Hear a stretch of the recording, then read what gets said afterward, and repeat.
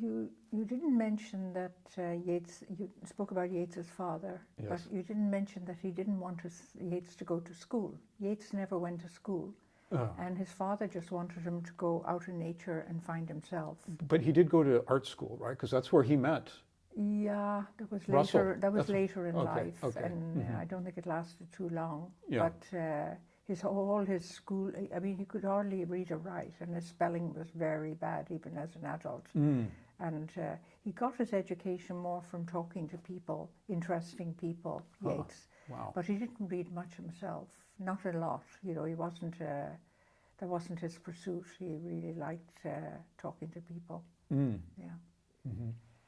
And one other thing, I think these people, these wonderful people, they felt an enormous pain because they could see the traditional indigenous culture dying out, the fairy beliefs and things like that, which apparently are possibly part of a pre-Christian religion in Ireland. Yes. The remnants, that fairy belief was very, very strong in their time among the peasants and people like that. Lots of superstitions with it as well. Yes. But because it was dying out, Yeats, when he became a politician, he arranged for schools all over Ireland to send children out into the countryside on a project to collect stories from the older people. And there are thousands and thousands of those handwritten papers in the university in Dublin. I don't know if anybody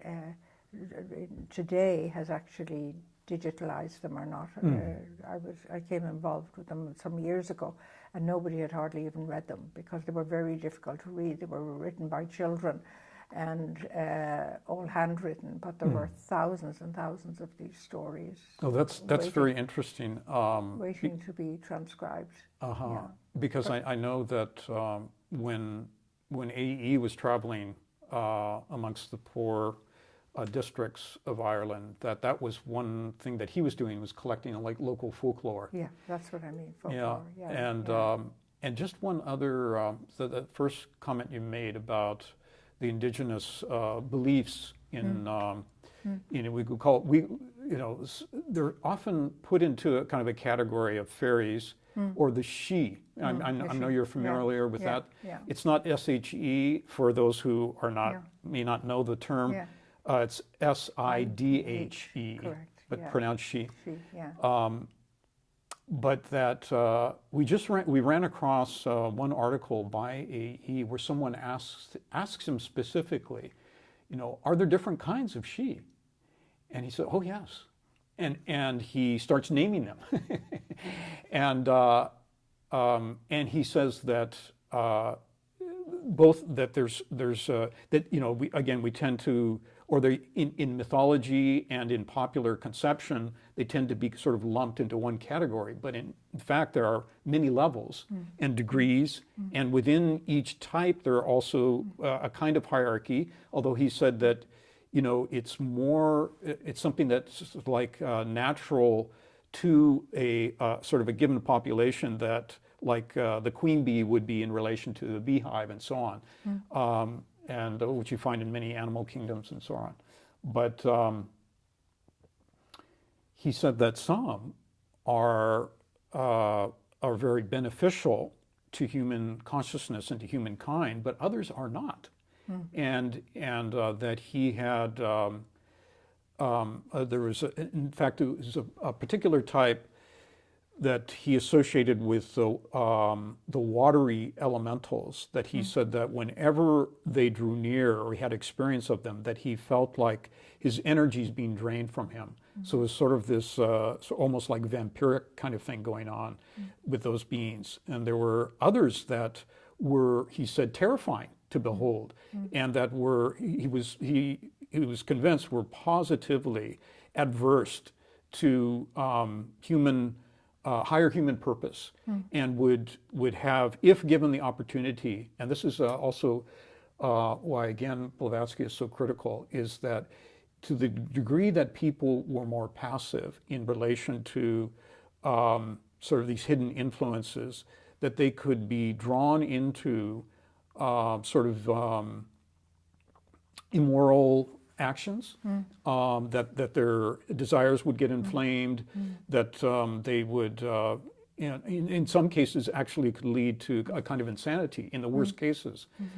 And there's there's one specific instance where he was traveling together with friends, and he was told about a car crash it was not an automobile crash, but some sort of a collision, a vehicle collision that had occurred at this one location. And he said, well, don't you see the being that's there?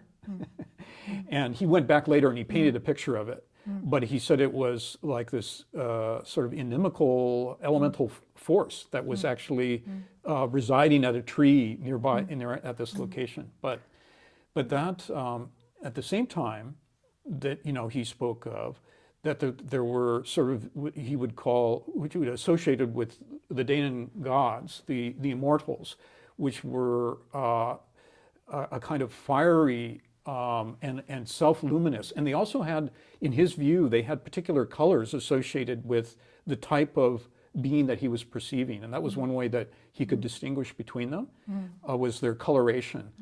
And that they all had this kind of self-illumination to them, rather than being illuminated from the outside, like physical objects are. They carried a kind of inner illumination. But the highest sort were,